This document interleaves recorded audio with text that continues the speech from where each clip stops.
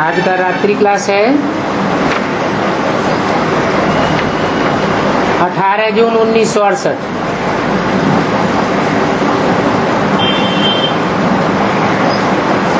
बाबा बच्चों को रोज कहते रहते हैं मन मना भव। यहाँ जब बाबा के सामने बैठते हैं तो खास अपन को आत्मा समझ करके बैठना है।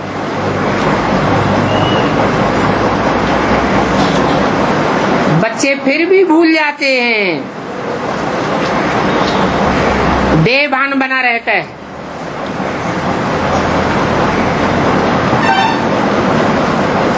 इसलिए आगे भी रोज रोज बाप ने समझाया है अपन को आत्मा समझो।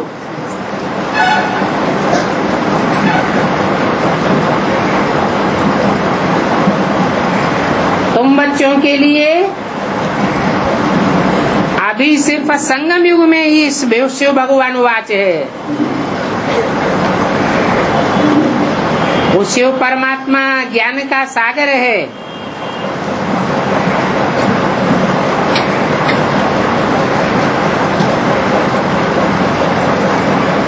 मनुष्य सृष्टि का बाप भी कहेंगे, मैं मनुष्य सृष्टि का बीज रूप हूँ।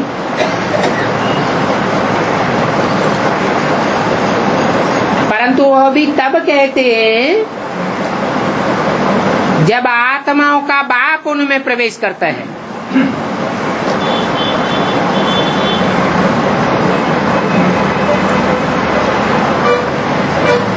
कहते हैं हमको इस रचना के आदि मध्य अंत का नॉलेज है, क्योंकि मैं मनुष्य सृष्टि का बीज रूप हूँ। और तो कोई मनुष्य तुम्हारी इन बातों को नहीं समझेंगे।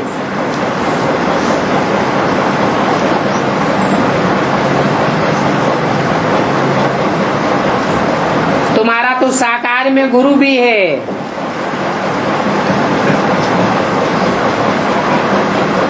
शिव बाबा को तो कोई गुरु नहीं है।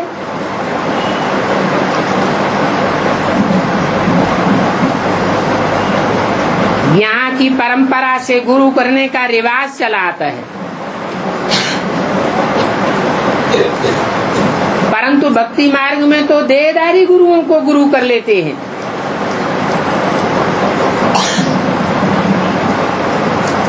सतयुग त्रेता में तो ये सब रस्म रिवाज चलता ही नहीं है, वहाँ गुरु होता ही नहीं।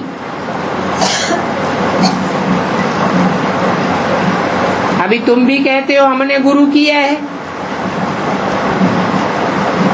भक्ति मार्ग में मनुष्य गुरुओं को गुरु करने का रिवाज चलता है। तुमने कोई मनुष्य को गुरु नहीं बनाया है।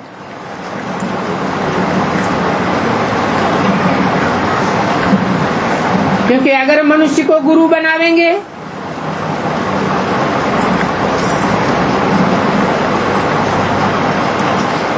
तो मनुष्य गुरुओं का तो मन चंचल होता है।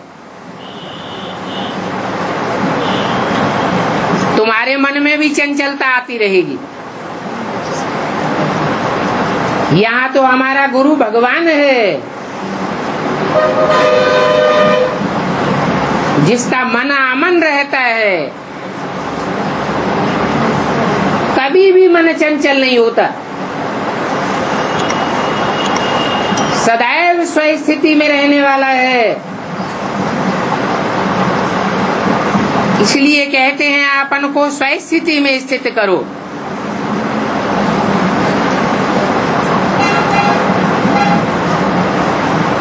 और तुमको तो गुरु नहीं मिला है। तुम कहेंगे हमको सदगुरु मिला है।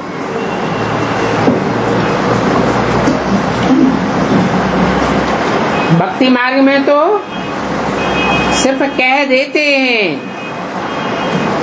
सदगुरु, परंतु सच्चा गुरु तो एक ही है। कहते भी हैं सच्चा सदगुरु शिव भगवान। सिख लोग खास कहते हैं एक सदगुरु अकाल मूर्त। तो जब एक ही सदगुरु है तो बाकी गुरु तो स्वतः ही सच्चे झूठे हो जाते हैं। वो अनेक गुरु हैं और ये एक सदगुरु है। सदगुरु का भी गायन भक्ति मार्ग में चलता है, परंतु सदगुरु की कोई को मिलता नहीं है। तुमको तो मिल जाता है।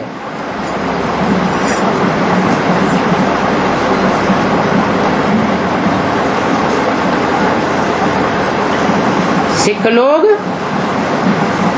सदगुरु अकाल मूर्ति ये महिमा कृष्ण की कब नहीं करेंगे।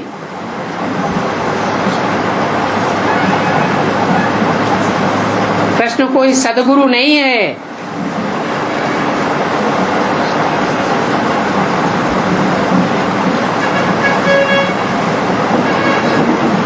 जो सत्य होता है उसका कभी विनाश नहीं होता, असत्य का विनाश हो जाता है, झूठ का नाश हो जाता है। सच्चा तो सदैव ही स्थायी रहने वाला है।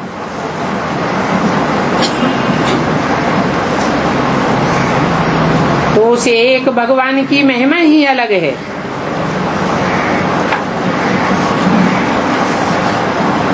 उस सच्चे सदगुरु भगवान से ब्राह्मण ही वर्षा लेते हैं।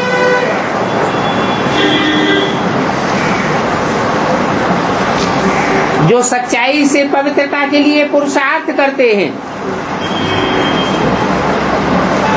उनको ही ब्राह्मण कहा जाता है।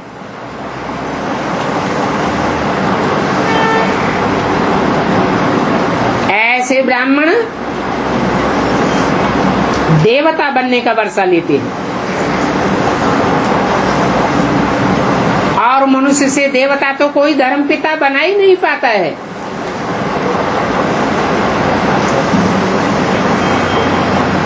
गायन भी है, मानुष से देवता किए करतन लागी बार। एक सेकंड में ब्रह्मा मनुष्य को ब्रह्मा सो विष्णु देवता बनाए देते हैं।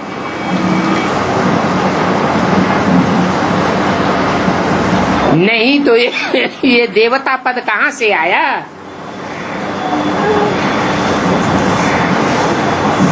भगवान पढ़ाते हैं बच्चों को, जिससे इतना ऊंच पद मिलता है।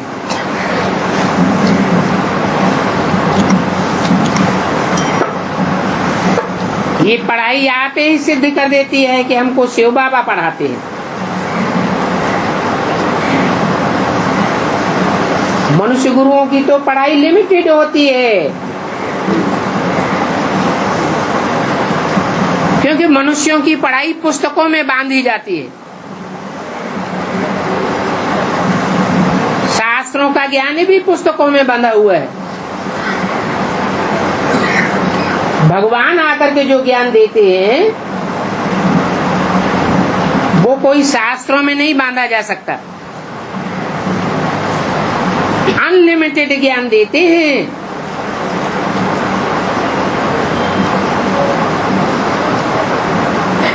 ये ज्ञान आप ही सिद्ध कर देता है अनलिमिटेड पढ़ाई को। तुम जानते हो शिव बाबा पतित पावन है, सदगति दाता भी है। मुख से एक्यूरेट अक्षर निकलना चाहिए।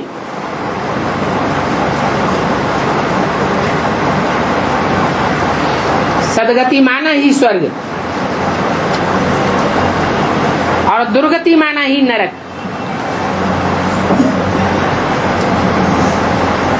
तन की भी दुर्गति होती रहती है, तन की इंद्रियों की भी दुर्गति होती रहती है। मन बुद्धि रूपी आत्मा की तो दुर्गति होती ही है।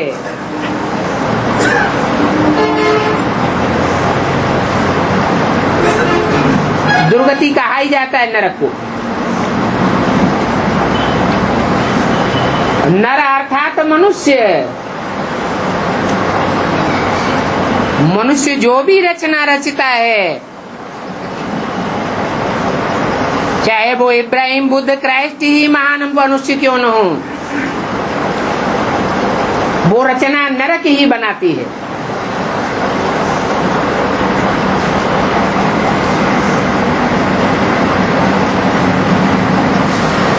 सतयुग की बादशाही तो बाप ही आकर के देते हैं।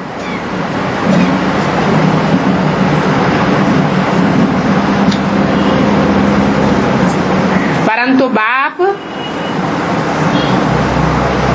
ऐसा गुरु बनता है जिसकी कोई गद्दी नहीं चलती है।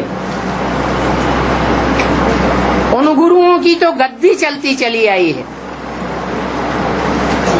एक गुरु मर जाता है तो उनका फॉलोअर उनकी गद्दी पर बैठ जाता है। अब गुरु की ही दुर्गति हो गई तो चेला कहां से सदगति करेगा? यहां तो ऐसी बात नहीं है। यहां तो गुरु की कोई गद्दी ही नहीं है।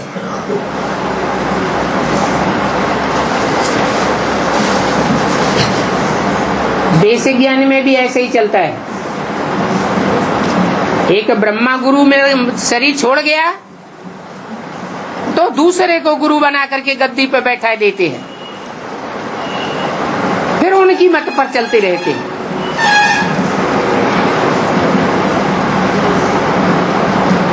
ऐसे मनुष्यों को गुरु बनाने वाले कोई पद नहीं पावेंगे।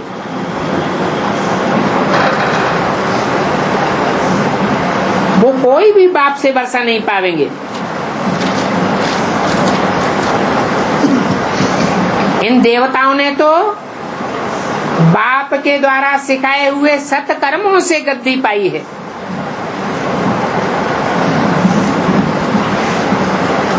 ऐसी गद्दी तो कोई मनुष्य मात्र दे ही नहीं सकता, बहुत मुश्किल है।